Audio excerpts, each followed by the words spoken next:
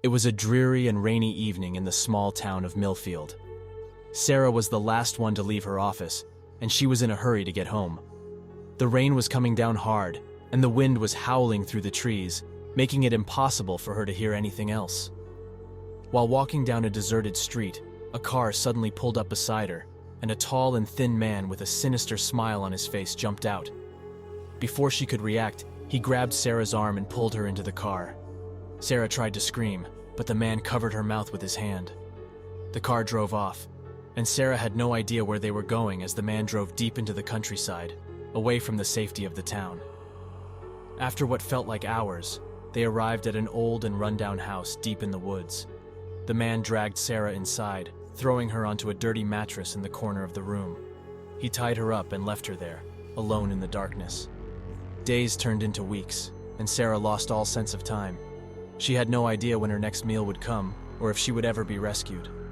The man would come and go, torturing her in unspeakable ways, leaving her with both physical and emotional scars. One day, Sarah heard a noise outside, and she saw that the man had forgotten to lock the door.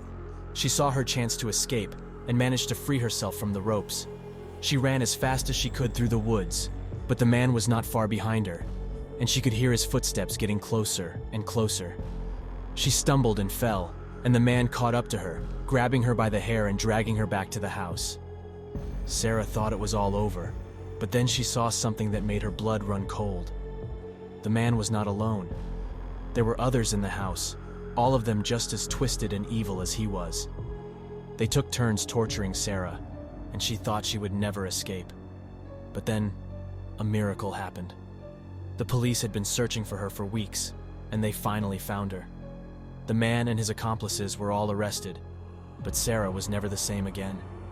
She was haunted by the memories of what had happened to her, and she could never forget the terror of being kidnapped and tortured. From that day on, Sarah made a vow to never take her safety for granted. She knew that there were people out there who will stop at nothing to inflict pain and suffering on others, and she made it her mission to help others recognize the dangers around them. Though her memories still torture her, Sarah used her past to educate others about the importance of staying safe and to help fight against those who sought to harm others.